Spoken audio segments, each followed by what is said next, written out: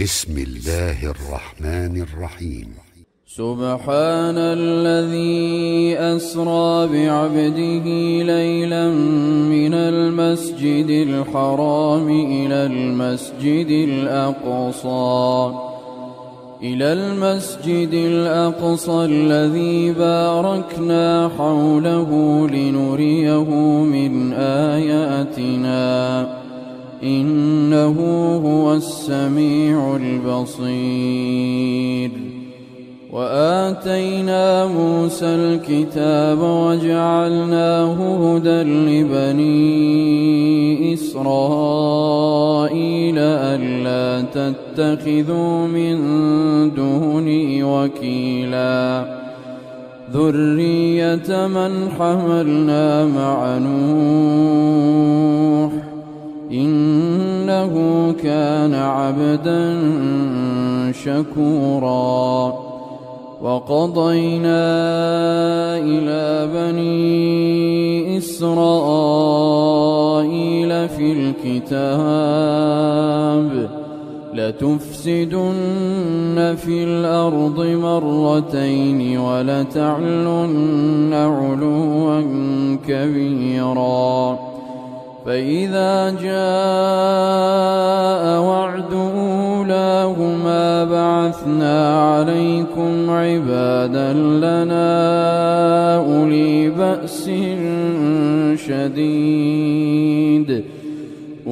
بأس شديد فجاسوا خلال الديار وكان وعدا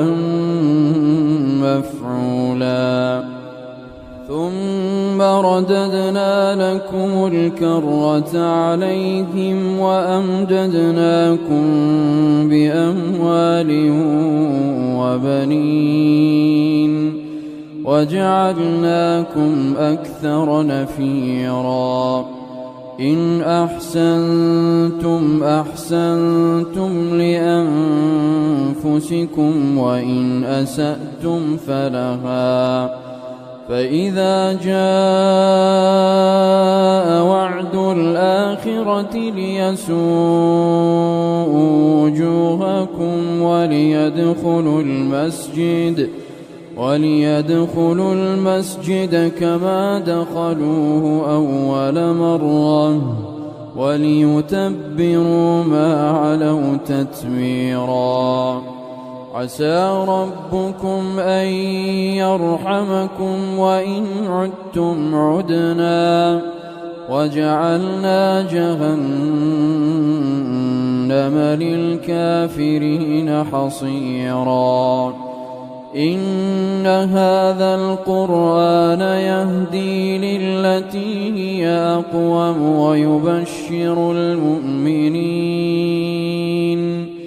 ويبشر المؤمنين الذين يعملون الصالحات أن لهم أجرا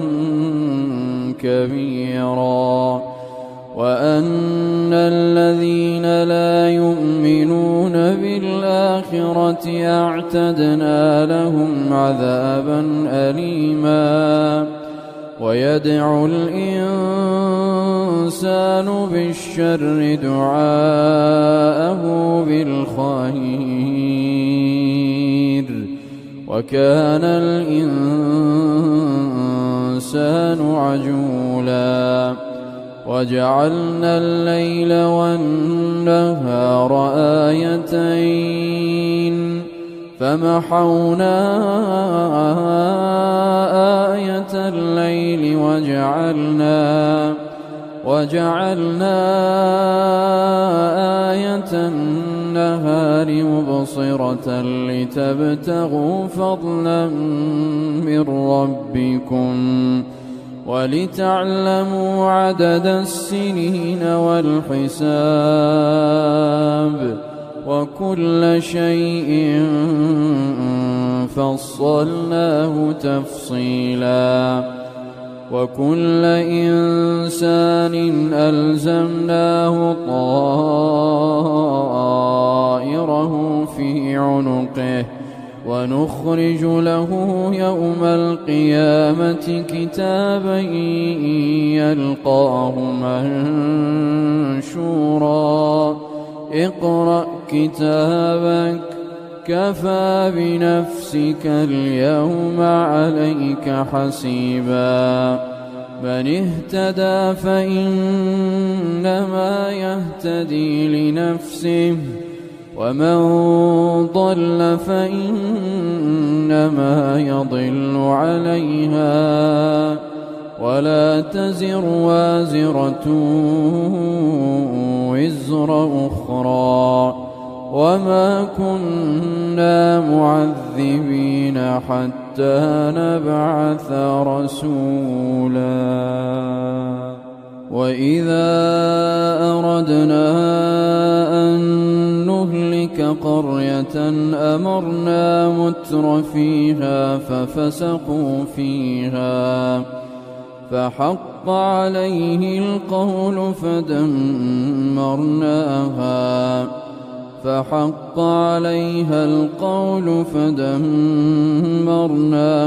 تدميرا وكم أهلكنا من القرون من بعد نوح وكفى بربك بذنوب عباده خبيرا بصيرا من كان يريد العاجلة عجلنا له فيها ما نشاء لمن نريد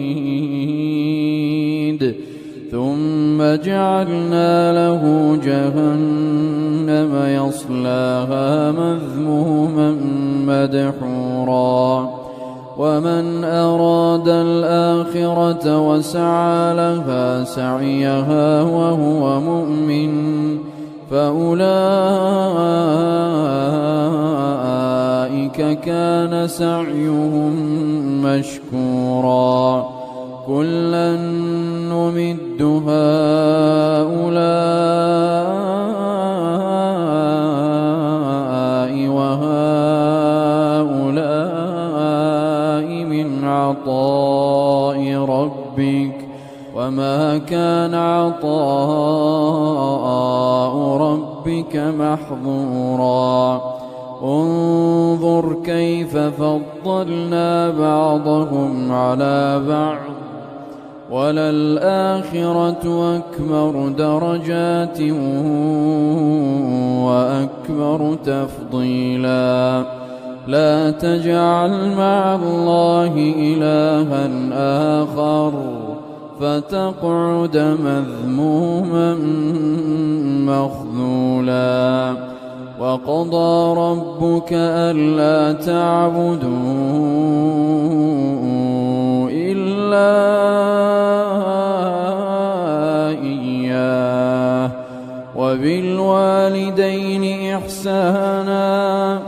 إما يبلغن عندك الكبر أحدهما أو كلاهما فلا تقل لهما أف ولا تنهرهما وقل لهما قولا كريما واخفض لهما جناح الذل من الرحمة وقل رب ارحمهما كما ربياني صغيرا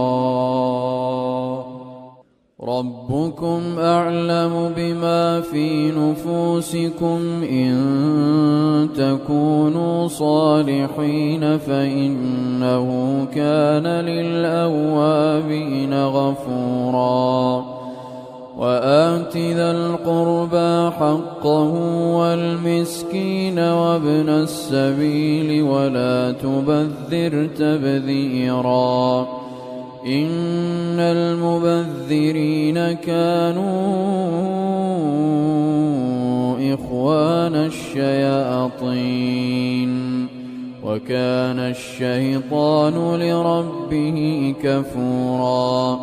وإما تعرضن عنهم ابتغاء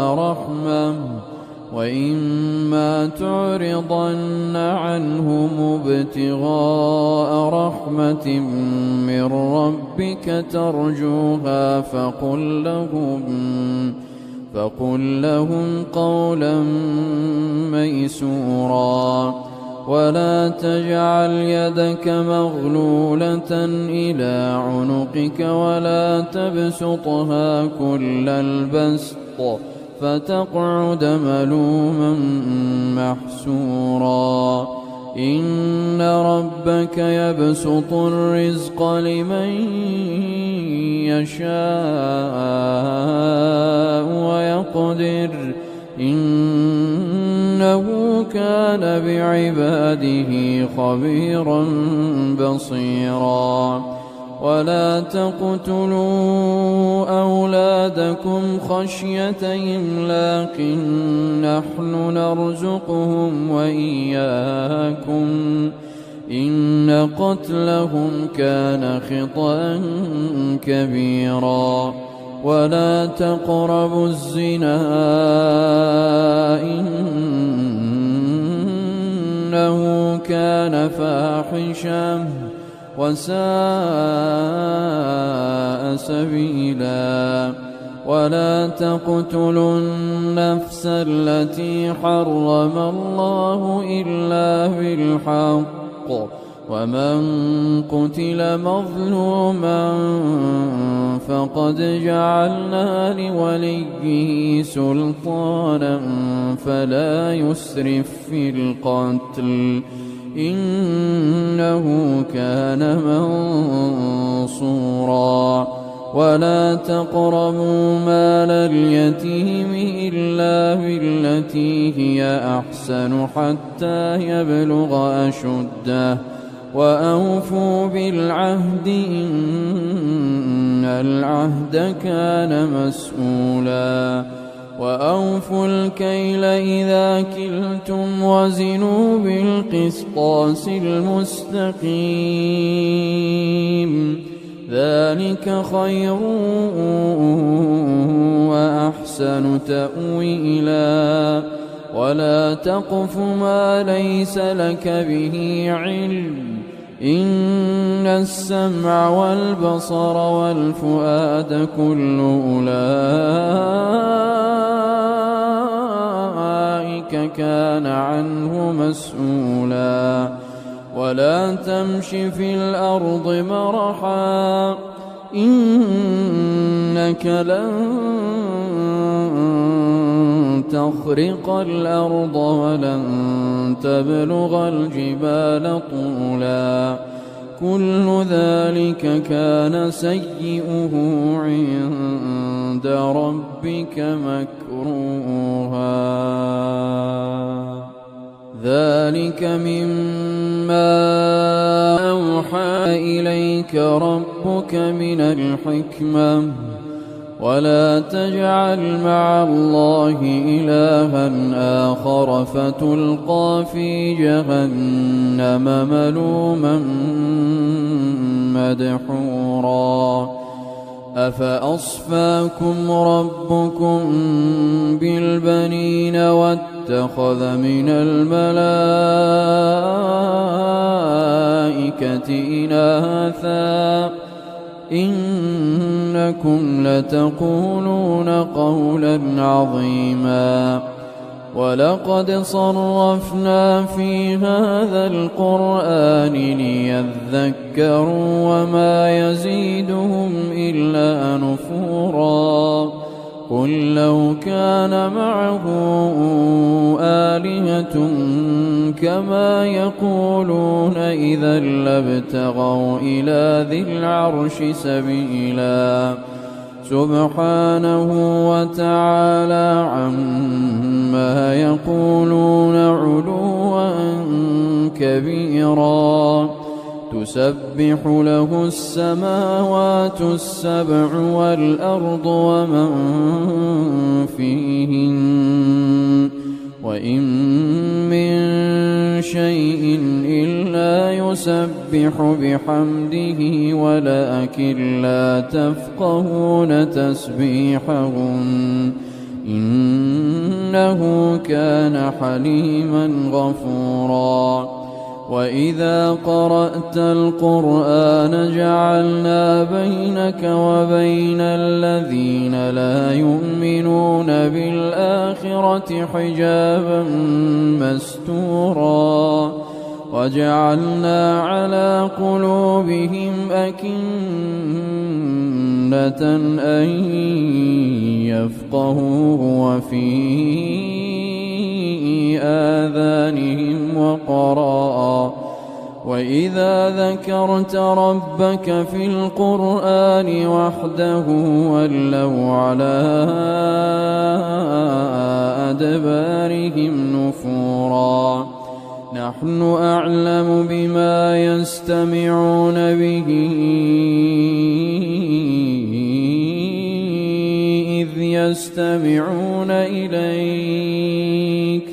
إذ يستمعون إليك وإذ هم نجوى إذ يقول الظالمون إن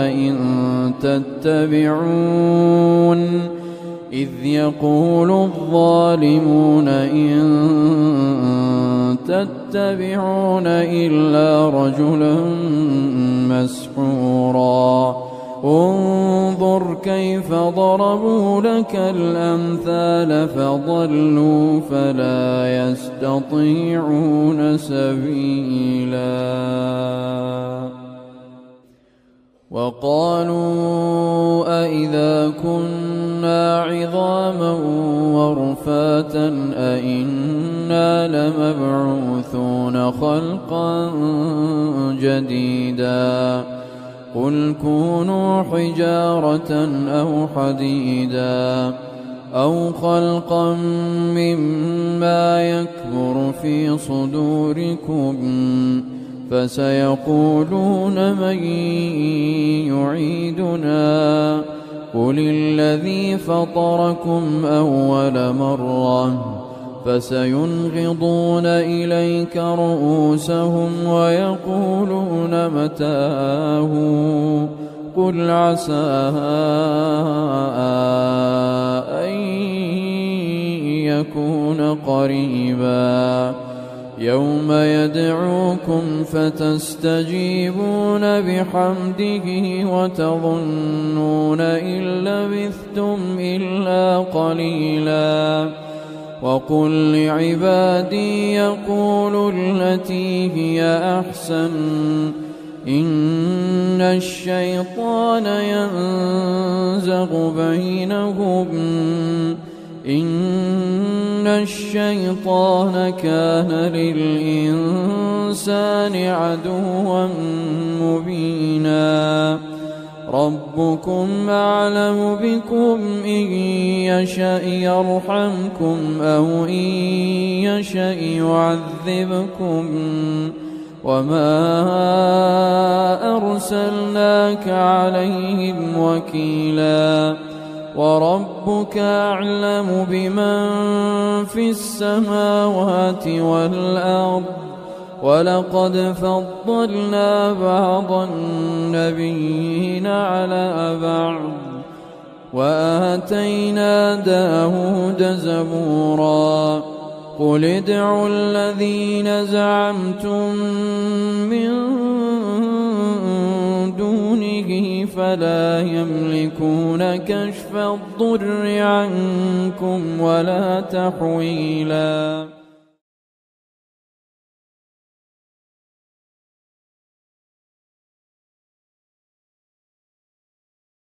أولئك الذين يدعون يبتغون إلى ربهم الوسيلة أيهم أقرب ويرجون رحمته ويخافون عذابه إن عذاب ربك كان محذورا وإن من قرية إلا نحن مهلكوها قبل يوم القيامة أو معذبوها عذابا شديدا كان ذلك في الكتاب مسطورا وما منعنا أن نرسل بالآيات إلا أن كذب بها الأولون وآتينا ثمود الناقة مبصرة فظلموا بها وما نرسل بالآيات إلا تخويفا وإذ قلنا لك إن ربك أحاط بالناس وما جعلنا الرؤيا التي أريناك إلا فتنة للناس والشجرة الملعونة في القرآن ونخوفهم فما يزيدهم إلا طغيانا كبيرا وإذ قلنا للملائكة اسجدوا لآدم فسجدوا إلا إبليس قال أأسجد لمن خلقت طينا قال أرأيتك هذا الذي كرمت علي لئن أخرتني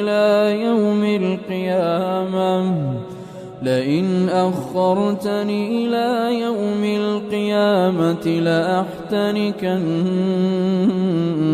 ذريته إلا قليلا قال اذهب فمن تبعك منهم فإن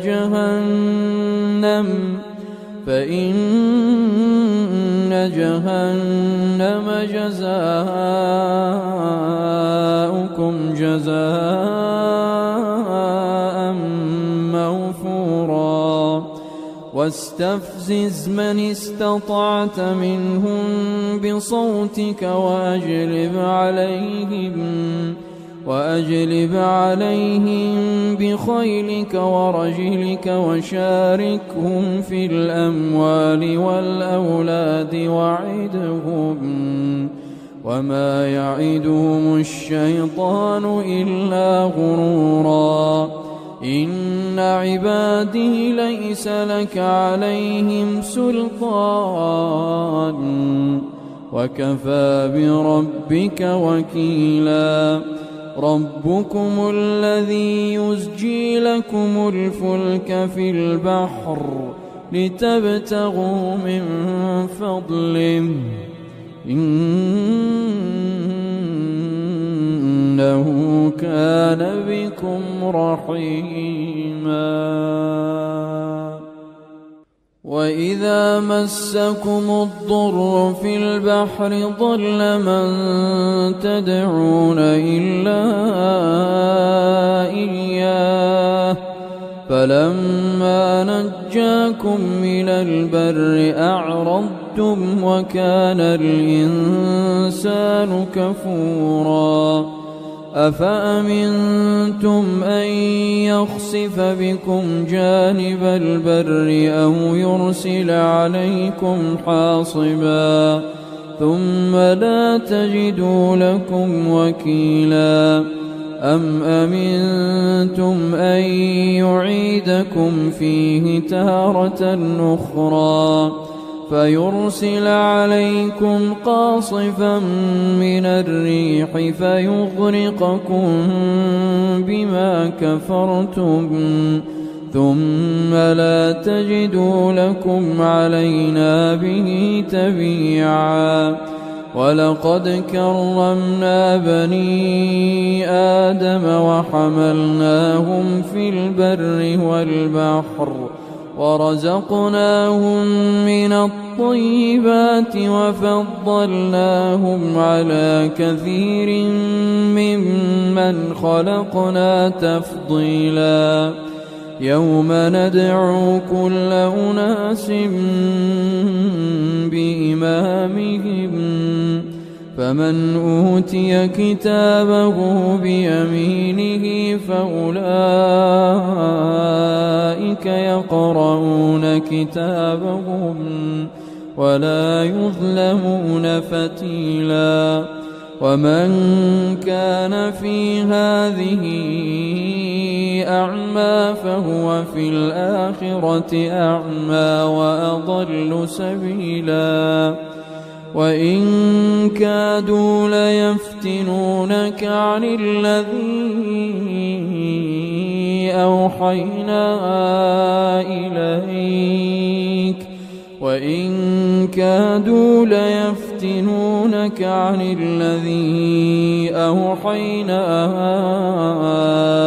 إليك لتفتري علينا غيره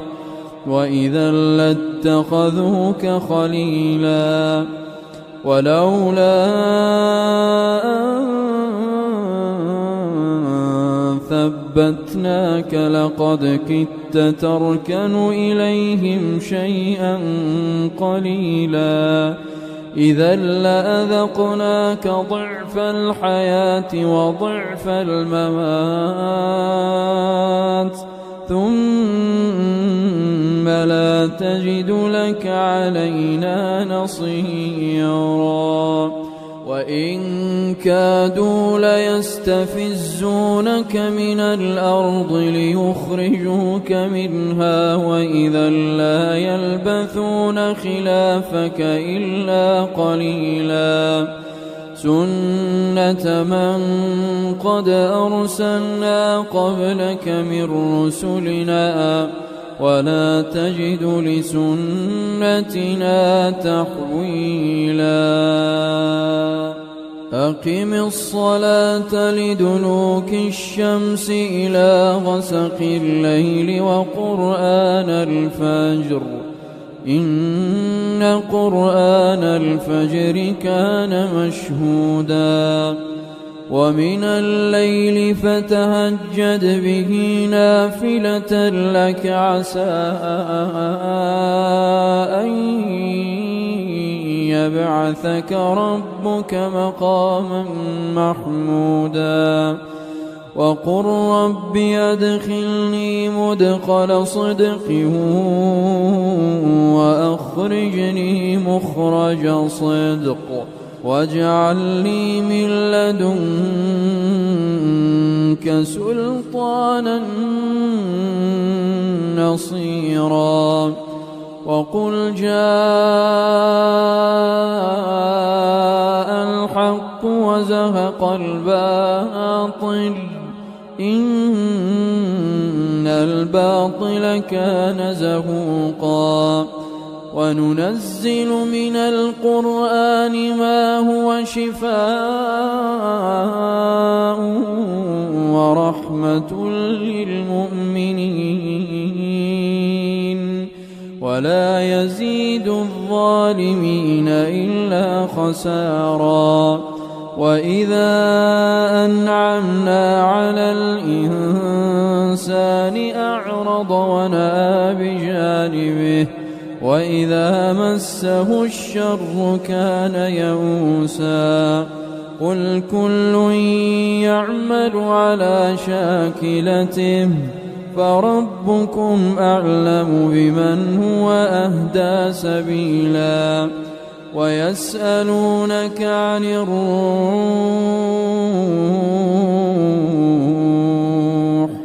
قل الروح من أمر ربي وما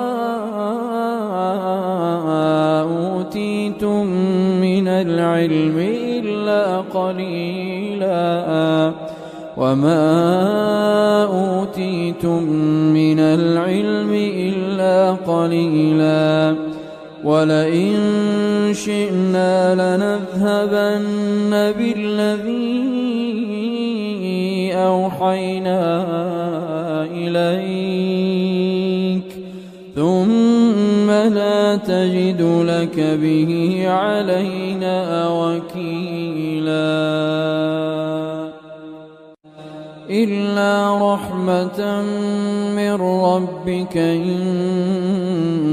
فضله كان عليك كبيرا قل لئن اجتمعت الإنس والجن على أن يأتوا بمثل هذا القرآن لا يأتون بمثله ولو كان بعضهم لبعض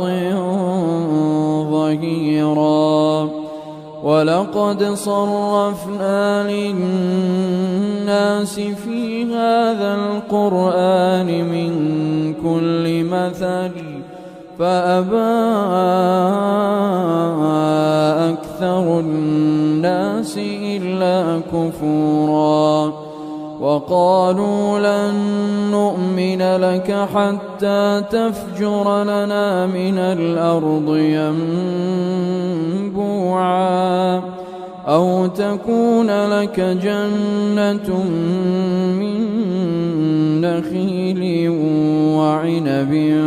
فتفجر الأنهار خلالها تفجيرا أو تسقط السماء كما زعمت علينا كسفا أو تأتي بالله والملائكة قبيلا أو يكون لك بيت من زخرف أو ترقى في السماء ولن نؤمن لرقيك حتى تنزل علينا كتابا نقرأه قل سبحان ربي هل كنت إلا بشرا رسولا وما منع الناس أن يؤمنوا إذ جاءهم الهدى إلا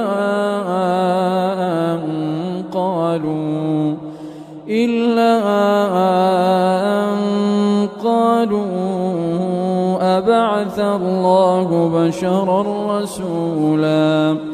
قل لو كان في الأرض ملائكة يمشون مطمئنين لنزلنا عليهم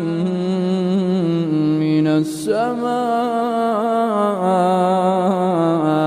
ملكا رسولا قل كفى بالله شهيدا بيني وبينكم إنه كان بعباده خبيرا بصيرا ومن يهد الله فهو المهتد ومن يضلل فلن تجد لهم أولياء من دونه ونحشرهم يوم القيامة على وجوههم عميا وبكما وصما مأواهم جهنم كلما خبت زدناهم سعيرا ذلك جزاؤهم بأنهم كفروا بآياتنا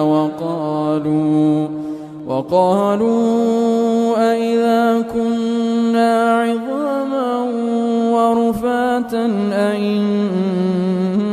لمبعوثون خلقا جديدا أولم يروا أن الله الذي خلق السماوات والأرض قادر على أن يخلق مثلهم وجعل لهم أجلا لا ريب فيه فأبى الظالمون إلا كفورا.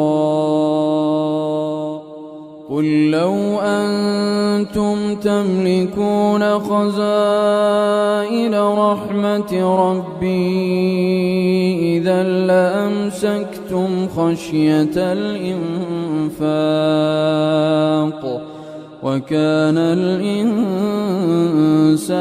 قتورا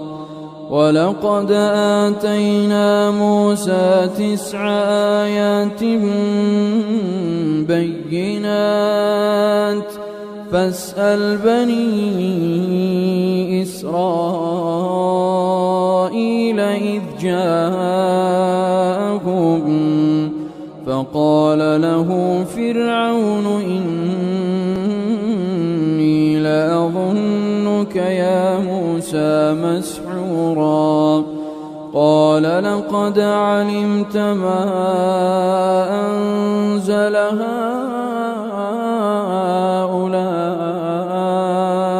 إلا رب السماوات والأرض بصائر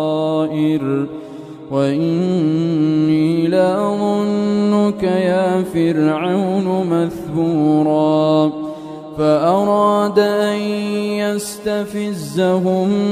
من الأرض فأغرقناه ومن معه جميعا وقلنا من بعده لبني إسرائيل اسكنوا الأرض فإذا جاء وعد الآخرة جئنا بكم لفيفا وبالحق أنزلناه وبالحق نزل وما أرسلناك إلا مبشرا ونذيرا وقرآنا فرقناه لتقرأه على الناس على مكث ونزلناه تنزيلا قل آمنوا به أو لا تؤمنوا إن الذين أوتوا العلم من قبله إذا يتلى عليهم يخرون للأذقان سجدا ويقولون سبحان ربنا إن كان وعد ربنا لمفعولا ويخرون للأذقان يبكون ويزيدهم خشوعا قل ادعوا الله أو ادعوا الرحمن أيما تدعوا فله الأسماء الحسنى ولا تجهر بصلاتك ولا تخافت بها وابتغ بين ذلك سبيلا وقل الحمد لله الذي لم يتخذ ولدا ولم يكن له شريك في الملك ولم يكن له ولي من الذل وكبره تكبيرا